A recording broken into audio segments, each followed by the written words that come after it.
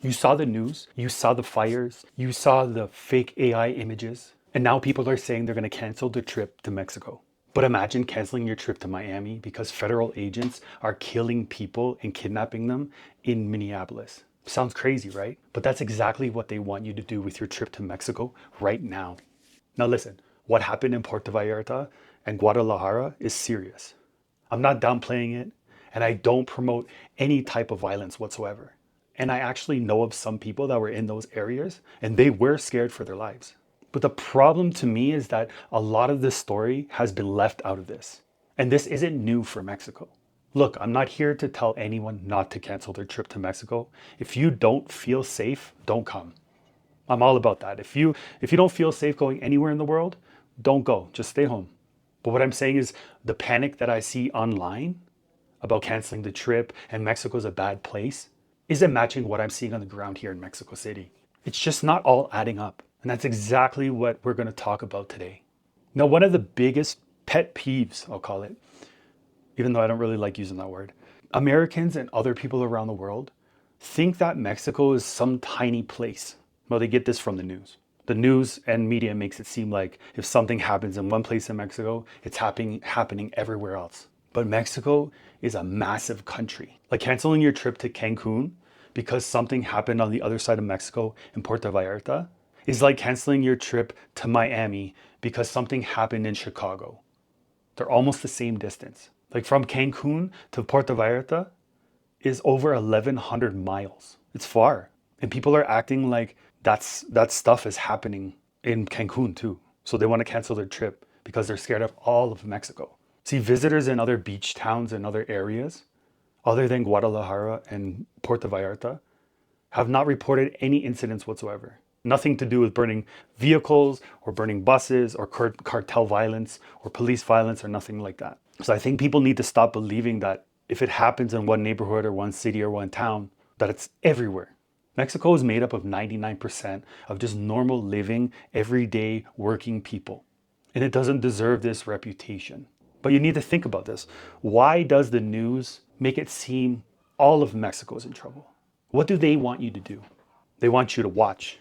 They want you to watch more so they can sell more ads, so they can make more money.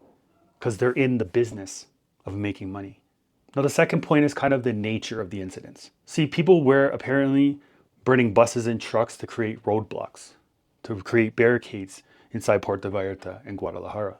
That's why you've seen all these fires going off from those videos online.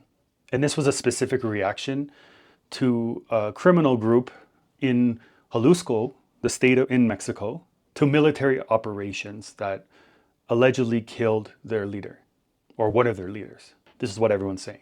That's why I say allegedly. I don't know the true story. Facts can be facts, but we don't know for sure unless we see it with our own eyes. That's what I think. Now, these were highly publicized events. There are wars that go on in Mexico in certain states and certain towns between cartel members and the police. Over the years, it's happened all the time. But this one was out there. This one was everywhere, especially because it happened in Puerto Vallarta, because a lot of foreigners and people visit there. But the thing is that tourists weren't the target.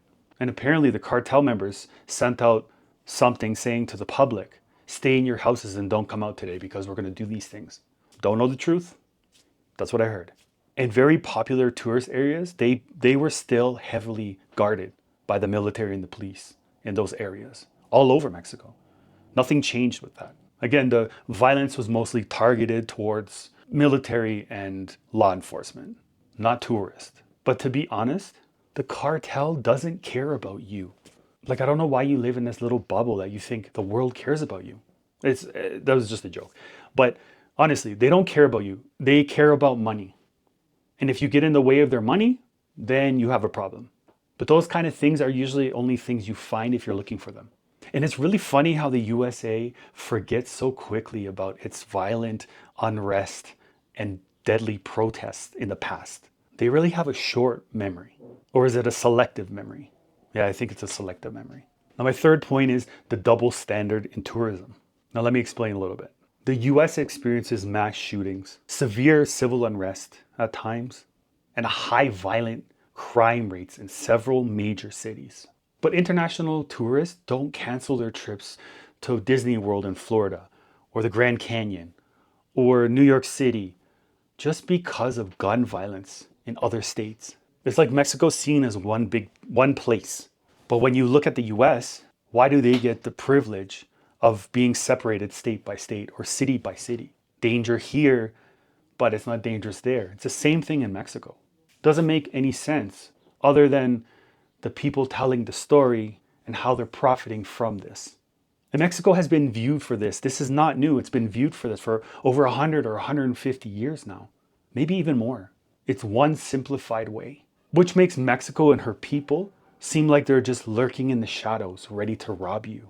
And if you spend any extended time here, you know that that's the furthest from the truth. I keep saying this and I'll keep saying it over and over again. Mexicans are some of the nicest, kindest, warmest, funniest people I've ever met. And if you don't know that, you've got to spend time here and get to know them. Because if you're not, you're really missing out on something. Number 4 is the media bias. Now, I don't know if you heard the phrase, if it bleeds, it leads. That basically means that the media profits from fear. Simple as that. Coverage of Mexico from the media, especially the American media, it often lacks this deeper explanation. I mean, they don't really get into depth of many things. But especially when it comes to Mexico and Mexican people and the border, they don't really like to explain much. Let me give you an example. This is not about Mexico, but it's about Japan. In 2011, there was an earthquake and tsunami, and I was in Japan. And when I got home, I'm from Canada, but we watch American news also. When I got home, I didn't message anyone that night because I didn't really put it together because I was very sick, and I flew home very sick. And when I got home, I didn't really think that it would be such a big thing. I didn't realize that, because I was fine. I didn't even feel the earthquake. I didn't see a tsunami. But when I got home, I turned on my phone once I landed on the plane, and there was like 25 messages. People were asking me if I'm okay. They thought the entirety of Japan was underwater, which wasn't true. And for some reason, this is how they report things. This is how the media reports stuff. So I get why people are afraid to come to Mexico, even though, or come to Cancun or go to other places that are 1,000 miles away from each other, from Puerto Vallarta. And also, it's deeply rooted in xenophobia, or this racist reporting that paints the entire country as a bad wasteland where there is no law. That's not fair to the Mexican people. The media never really shows the daily peace and calmness that you see in Mexico when you actually live here or spend time here. They don't show the thriving middle class or the highly secure tourist bubbles. Now, I'm not going to sit here and say that Mexico doesn't have problems, because it does. All countries do. It's a very complex place. It's not a one size fits all. Nothing is. And 99% of it is not this Mad Max wasteland that a lot of people think it is.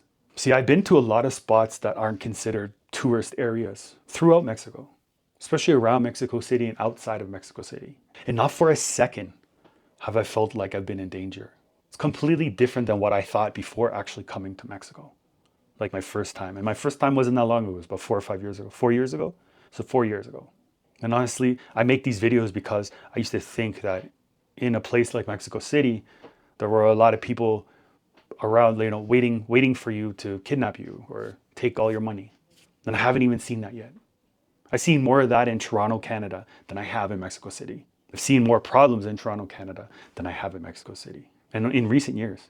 Now, my 5th point is that I want to talk about travel advisories. Now, even the US State Department, even though I don't totally agree on their travel advisories for how they place it, they'll do a state in Mexico. This is dangerous. Meanwhile, 90% of the state's fine and it's safer than most cities in the US.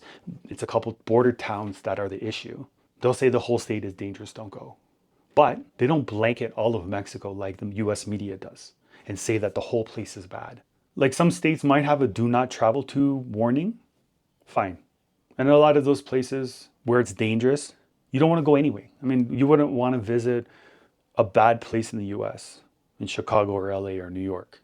You're gonna go tourist, go visit, be a tourist in these areas. People are gonna ask, what are you doing here? There's nothing to see. Like, leave, don't go, don't come.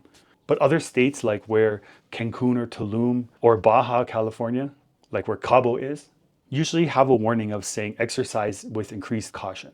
But those are the same exact warnings that they give to the UK, France, and Italy.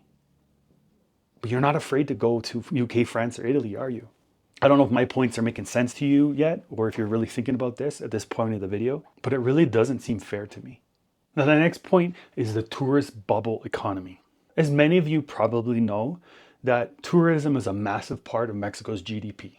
I mean, tourism brings billions of dollars a year to Mexico. And it's obvious why. It's a beautiful country. And because of that, the Mexican government protects these resort areas. Like millions of people come to resort areas every year from the US alone. And the Mexican government spends a lot of time and money protecting those areas, or at least putting a presence there to make you feel more safe while you're there. And the cartels don't usually bother with these tourist areas. First of all, they have one idea, is money. So the only thing they bother with apparently is that some of the organizations own hotels. But I don't know the truth about this. So again, it's only what I heard, hearsay. But they don't target these places. And if they actually did, I think there would be a big problem. The Mexican government and international governments would bring a lot of force to the area. They would have big problems. And I don't think they're really looking for big problems like this. And being the center of attention and being the problem, that ruins their business. So all this talk about being scared that the cartel is going to do something to tourists just doesn't add up. What people really need to worry about, what tourists and other people need to worry about coming to Mexico, it's just like in other big cities when you go there. It's petty thieves, pickpocketers, robberies for your phone and money, other things like that. Not cartel members trying to kidnap you. In isolated cases, maybe those things happen because of other reasons, or they know that families have a lot of money. But just Joe Smith in Cancun walking around and seeing the sights, what you need to worry about is maybe some petty theft. Some people got to eat and they're going to do anything so they have a meal that day or they feed their family. But again, I haven't seen this anywhere in Mexico that I've been for the last 2.5 years. But it does happen like anywhere else in the world. Now, my next point is I want to talk about who really gets hurt by these cancellations. Like for the most part, the cartel members don't care if tourists cancel their trips to Mexico. They don't care if you're going to stay in a resort or not, if you're going to fly here, whatever. They don't care. And when people start panic canceling their trips, who they hurt are just the everyday people here. The everyday people who make up 99% of this beautiful country. The waiters, the taxi drivers, the tour guides, and the hotel staff. The people who really rely on tips to feed their families. And these everyday people are the people that make Mexico truly special and are the ones who suffer because of all this. But if you still want to cancel by this point, you should. If you don't feel safe, that's fine. Then you don't feel safe. I just wanted to make a point that Mexicans is what makes Mexico magical. Now, no matter where you travel around the world, it's important to be aware of your surroundings. Have a little bit of smarts of where you're going and what you're doing. That's any place you visit. Because if you're looking for trouble, or not, even if you're just not aware of your surroundings, you'll find trouble. And if you don't know how to do that, I just suggest that you stay home. And Mexico isn't one small, easy to understand place. It's a complex, beautiful country. And one that I'm lucky to call home. But the decision that people want to cancel their trips is ultimately up to them. But this deeply rooted racist and xenophobia type of reporting, it's got to stop. It's getting tiring. And that's pretty much why I make my videos. Now, if you want to know more about why Americans and other people are scared of Mexico, I have a video right here. This is why are Americans so terrified of Mexico. So if you go click it and check it out, I think you'd like it. And thanks for watching this video. I'll see you in the next one.